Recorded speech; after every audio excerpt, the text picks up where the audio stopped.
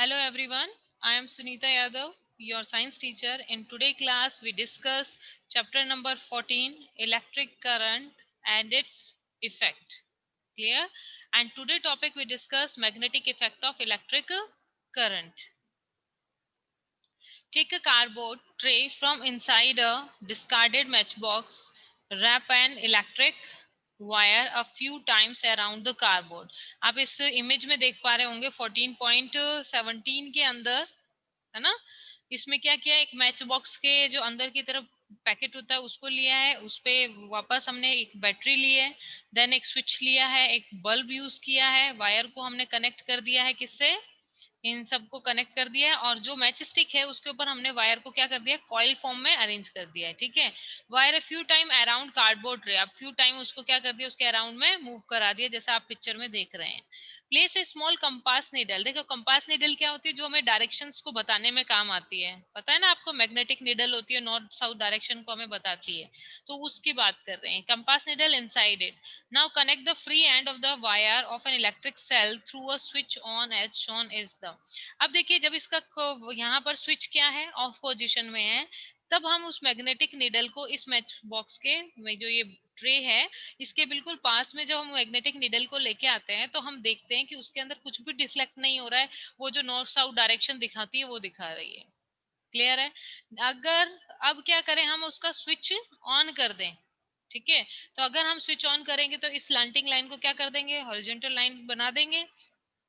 Note the direction in which the compass needle is pointing, अब उस direction को note करें जब कंपास निडल क्या कर रही है, पॉइंट कर रही है। Bring a bar magnet near the compass needle, आप बार मैग्नेट को कंपास निडल के पास ले जाओ, observe what happen. Now while watching the compass needle carefully move the switch to the on position, what do you observe? Does the compass needle deflect? Move the switch back the off position. Does the compass needle come back to the initial position? देखिए, ये आपको simple ये बता रहा है कि जो compass है उसको पहले एक बार मैग्नेट मतलब नॉर्मली रेक्टेंगुलर शेप की जो मैग्नेट आती है ना बेटा, उस मैग्नेट को अगर आप मैग्नेट कंपास के पास में ले जाओगे तो आप देखोगे वो डिफ्लेक्ट करना स्टार्ट कर देता है। यानी हम यहाँ पर ये शो करना चाह रहे हैं कि जब मैग्नेटिक कंपास को मैग्नेट के पास में, मैग्नेट के पास में ले जाते हैं तो उसकी निडल जो है डिफ्लेक्ट करना स्टार्ट कर देती है। ये बात समझ में आ गई? अब हम क्या करते हैं, उसी मैग्नेट को हमने इस पिक्चर में जो ये डायग्राम दिया हुआ है इसके पास में लेके गए, ऑफ पोजीशन में ले जाते हैं, तब हमने ऑब्जर्व किया उसमें तो कुछ भी डिफ्लेक्शन नहीं होता। लेकिन जब हम इसको ऑन कर देते हैं तो इस सर्किट के अंदर इलेक्ट्रिक करंट फ्लो होना स्टार्ट कर देता है। उसके बाद में जब हम कंपास निडल को यहाँ पर प्लेस करते हैं तो उसके अंदर क्या स्टार्ट हो जाता है, डिफ्लेक्शन, यानी वो जो निडल है वो इधर उधर हिलना शुरू हो जाती है, डिफ्लेक्ट करना स्टार्ट कर देती है। क्लियर? तो हमने यही ऑब्जर्व किया कि वो जब जैसे ही उसके अंदर इलेक्ट्रिक करंट मूव होता है वो डिफ्लेक्ट करती है, और हम जब जैसे ही वो उस सर्किट का इलेक्ट्रिक करंट जो है ऑफ करते हैं, यानी स्विच ऑफ पोजीशन में आता है, तो कंपास नीडल क्या होती है, वापस इनिशियल नॉर्थ साउथ डायरेक्शन में जहां पर होती है उस डायरेक्शन में सेम इनिशियल पोजीशन पे आ जाती है। Repeat the experiment few time, आप इस एक्सपेरिमेंट को एक दो बार करके देखें, स्विच ऑन करें तब वो क्या कर रही है, स्विच ऑफ कर रहे हैं तब वो क्या शो कर रही है, तो हम इस एक्सपेरिमेंट को बार बार रिपीट करते हैं। What does the experiment indicate? ये experiment क्या indicate कर रहा है आपको? We know that the needle of compass is tiny magnet, जो needle है compass के अंदर वो जो north south direction को show करती है वो एक magnet ही तो है। Which point in north south direction, जो show करती है north south direction को। When we bring a magnet close to, जब हमने उसको compass को बार magnet के या magnet के पास में रखा तो needle क्या हुई, deflect हुई। Clear हुए? We have also seen that compass needle gets deflected when the current flow in nearby wire, और लेकिन वो निडल जो है जैसे ही हमने करंट फ्लो करवाया तब भी वो निडल क्या हो रही है, डिफ्लेक्ट हो रही है। Can you connect to observation, क्या आप इन दोनों ऑब्जर्वेशन को कनेक्ट कर पा रहे हैं?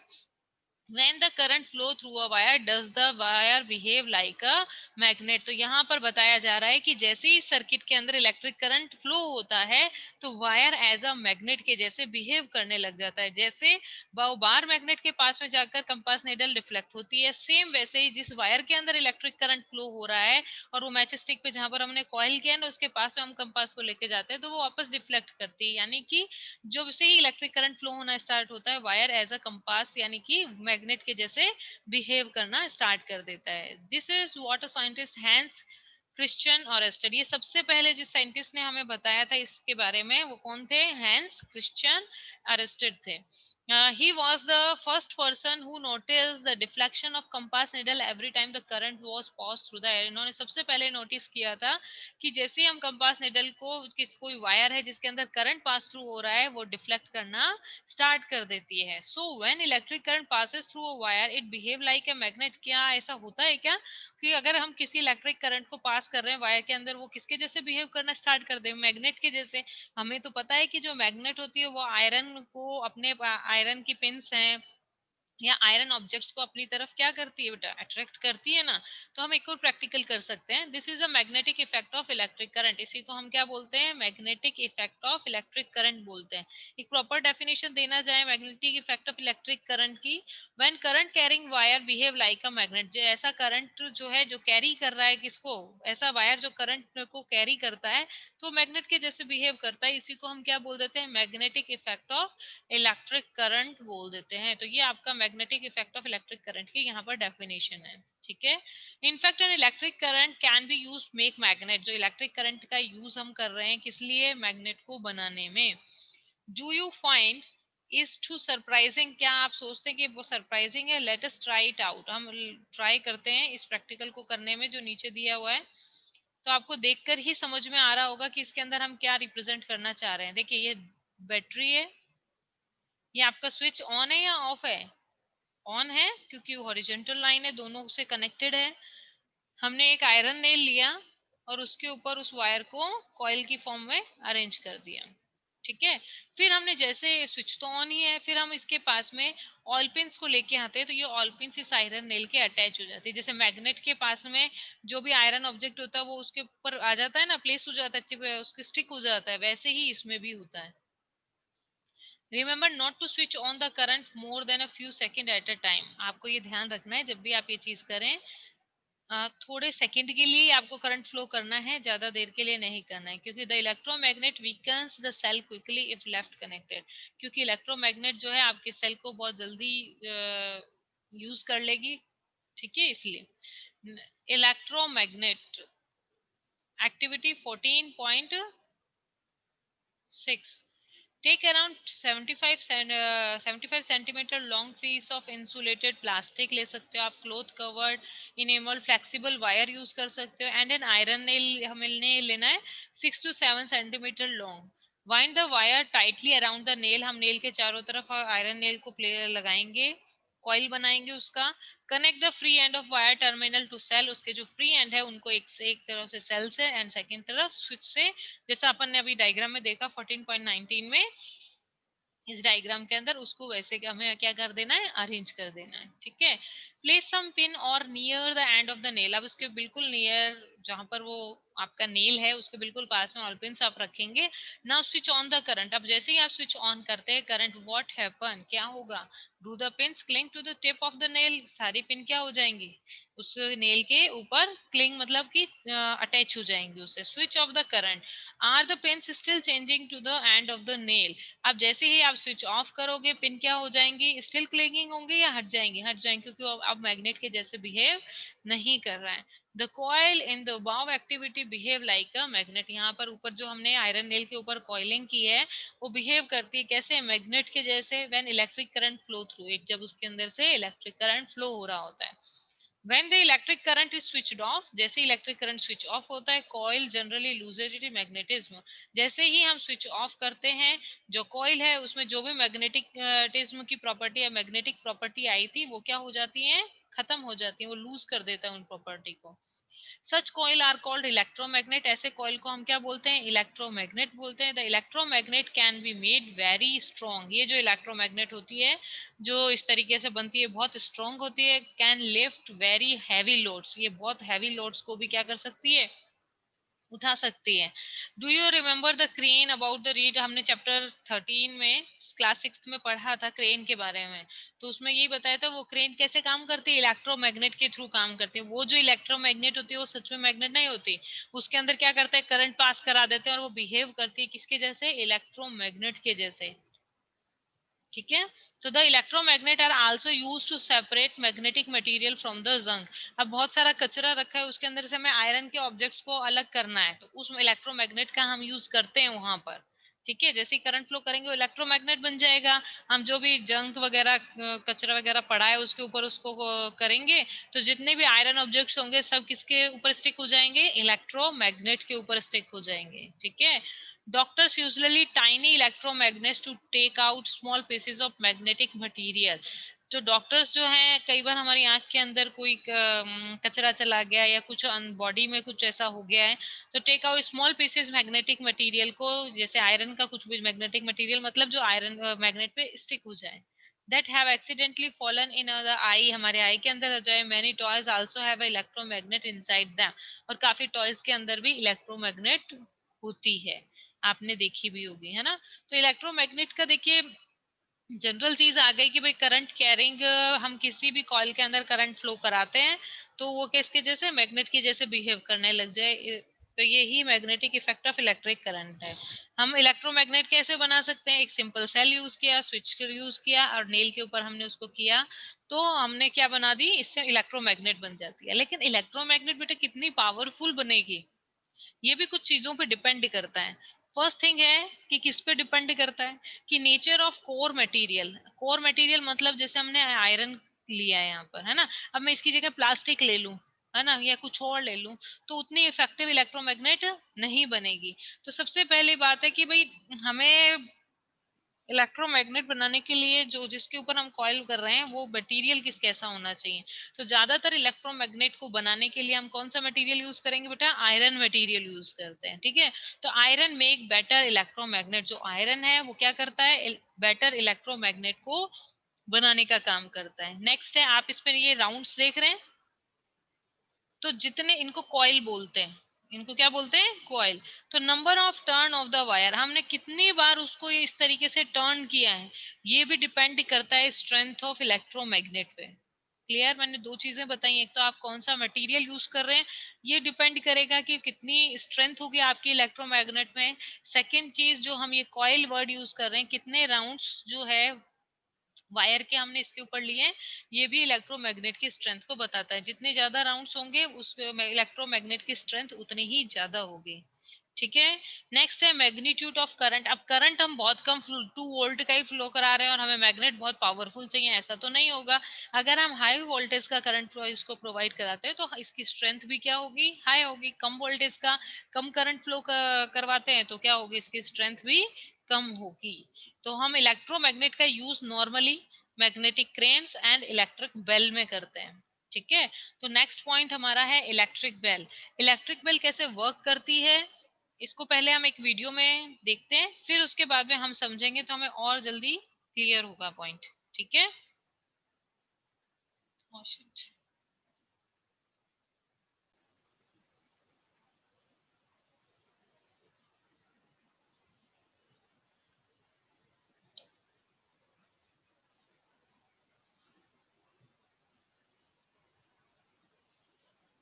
Construction and working of electric bell.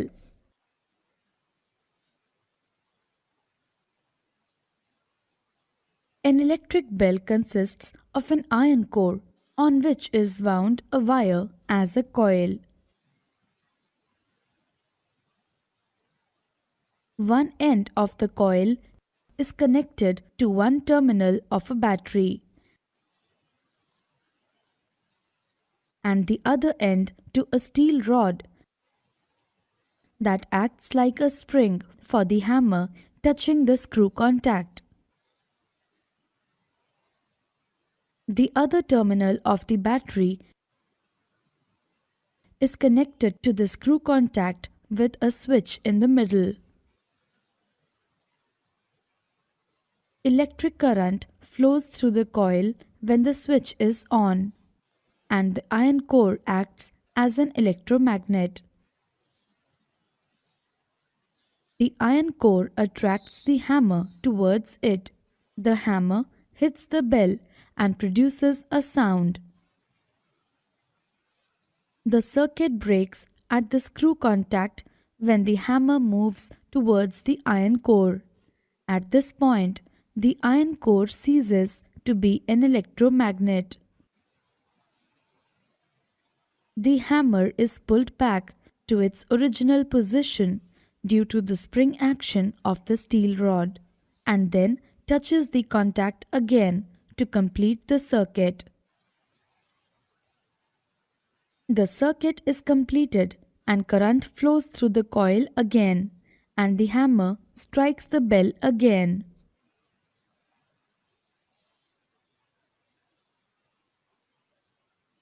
The process repeats itself and you hear a ringing sound since the hammer keeps hitting the bell until the switch is released.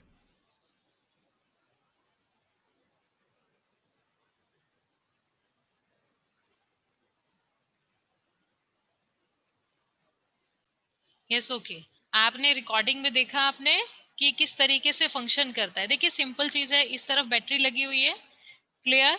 तो जैसे ही हम बैटरी को on करते हैं यहाँ से करंट फ्लो होना start हो जाता है। ये आपको स्विच दिखाई दे रहे हैं, यहाँ पर देखिए आप, एक स्क्रू यहाँ पर है, एक स्क्रू इस तरफ है, दिखाई दिया। तो ये जो दोनों स्क्रू हैं जब अटैच होते हैं एक दूसरे से, तो अटैच होते ही क्या होगा, सर्किट कंप्लीट हो जाता है और यहाँ से करंट फ्लो होना स्टार्ट हो जाता है इसके अंदर, ठीक है। और यहाँ से फ्लो होता है करंट इधर। तो जैसे ही करंट फ्लो होता है ये जो कॉइल है ये किसके जैसे काम करने लग जाती है बेटा, इलेक्ट्रोमैग्नेट के जैसे काम करने लग जाती है, ठीक है। और इलेक्ट्रोमैग्नेट के जैसे जैसे ही काम करेगी, ये जो यहाँ पर ये चीज आपको दिखाई दे रही है, ये लॉन्ग हैमर जो है ये वाला, ये अट्रैक्ट हो जाता है किन की तरफ, कॉइल की तरफ, ठीक है। जैसा कि अभी हुआ ये अट्रैक्ट। तो जैसे ही अट्रैक्ट होता है तो ये यहाँ से इस राउंड पर क्या करता है, स्ट्राइक करता है, ठीक है, जिससे हमें टन की आवाज आती है। जैसे ही और यहाँ से इसका कनेक्शन क्या हो जाता है, लूज हो जाता है, जिससे करंट फ्लो होना बंद हो जाता है। करंट फ्लो बंद होते ही क्या होगा, ये इलेक्ट्रोमैग्नेट के जैसे बिहेव नहीं करेगी, मैग्नेटिज्म इसकी क्या हो जाएगी, खत्म हो जाएगी।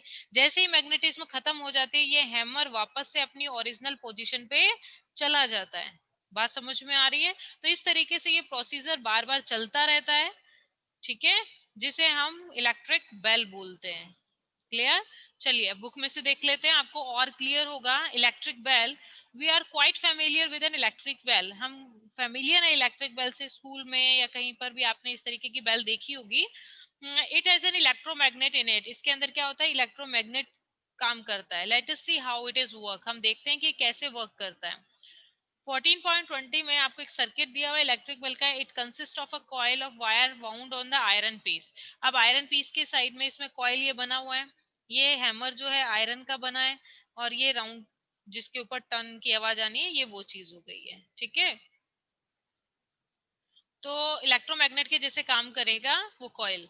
There is a contact screw near the iron strip, आप आयरन स्ट्रिप के पास में देखिए, ये बिल्कुल यहाँ पर है, ये कॉन्टेक्ट स्क्रू, ये जो आपको वहां पर दिया हुआ था, आपने उस वीडियो के अंदर जो देखा था, ये है वो कॉन्टेक्ट स्क्रू, ठीक है। तो कॉन्टेक्ट स्क्रू होगा यानी सर्किट क्या होगा, कंप्लीट होगा। कॉन्टेक्ट स्क्रू होने का मतलब क्या होता है, सर्किट कंप्लीट है अभी, ठीक है। तो contact with the screw, the current flow through the coil, जैसे ही करंट फ्लो होता है कॉइल के अंदर, विच बिकम अ इलेक्ट्रोमैग्नेट, जो क्या बन जाती है, इलेक्ट्रोमैग्नेट बन जाती है। It then pulls the iron strip, तो वो क्या करती है, इस आयरन स्ट्रिप को या इस आयरन का जो ये हैमर है इसको अपनी तरफ क्या करेगी, अट्रैक्ट करना स्टार्ट कर देती है। And the gong of the bell produce a sound, gong किसको बोल रहे हैं, ये जो राउंड कलर का पार्ट है इसको बोल रहे हैं गोंग। और जैसे ही वो अपनी तरफ इसको अट्रैक्ट करती है तो साउंड प्रोड्यूस हो जाती है, ठीक है। In the process hammer and the strike and gong bell to produce a sound. However when the electromagnet pull the iron strip, जैसे ही इलेक्ट्रोमैग्नेट आयरन स्ट्रिप को पुल करता है, इट ब्रेक द सर्किट। अब वो यहाँ पर जो मैंने आपको बताया था कि स्क्रू यहाँ से कनेक्टेड है, तो जैसे ही हैमर इस तरफ अट्रैक्ट हो जाएगा तो यहाँ से सर्किट क्या हो जाएगा, ओपन हो जाएगा, जिससे करंट फ्लो आगे नहीं होगा। तो सर्किट ब्रेक होते ही current through the coil stop flowing while the coil remain electromagnet. अब इलेक्ट्रोमैग्नेट के जैसे ये बिहेव नहीं करेगी। The coil is no longer an electromagnet, जो कॉइल है जैसे करंट बंद हुआ वो इलेक्ट्रोमैग्नेट के जैसे बिहेव करना बंद कर देगी। It is non longer attract the iron strip, ज्यादा टाइम तक फिर आयरन स्ट्रिप को अपनी तरफ अट्रैक्ट नहीं रखती है। The iron strip come back to its original position, तो आयरन स्ट्रिप वापस अपनी ओरिजिनल पोजीशन पे जाती है, सर्किट कंप्लीट होता है, करंट फ्लो होता है, वापस हैमर गोंग होता है, अगेन बजता है, and the process repeated quick succession. तो आपने कभी ट्रन की आवाज जो सुनी होगी, उसमें कितनी बार वो हैमर टकराता है। तो ये बहुत ही क्विक प्रोसीजर होता है कि करंट फ्लो हुआ, टर्न आवाज आई, और जैसे ही सर्किट ब्रेक हुआ, वापस से वो हैमर अपनी पोजीशन पे आ गया, वापस सर्किट कंप्लीट हुआ, वापस आवाज आई। तो ये प्रोसीजर बहुत ही क्विक होता है। The hammer strike the gong every time, और हर टाइम जो हैमर है वो स्ट्राइक करेगा, जब भी अट्रैक्ट होएगी तब भी हैमर हमेशा स्ट्राइक करेगा किस पे, गोंग पे, हर समय। द सर्किट इज कंप्लीटेड, जिस टाइम पे सर्किट कंप्लीट होगा। This is how the bell ring, ये जो प्रोसीजर है ये बताता है कि कैसे बेल बजती है। तो हमने देखिए इस चैप्टर के अंदर electric current symbols, heating effect of electric current and magnetic effect of electric current के बारे में समझा। मैं ऐसा सोचती हूँ, I hope you all are understood each and every point. Okay class, next class में हम इसके क्वेश्चन आंसर डिस्कस करेंगे। ओके।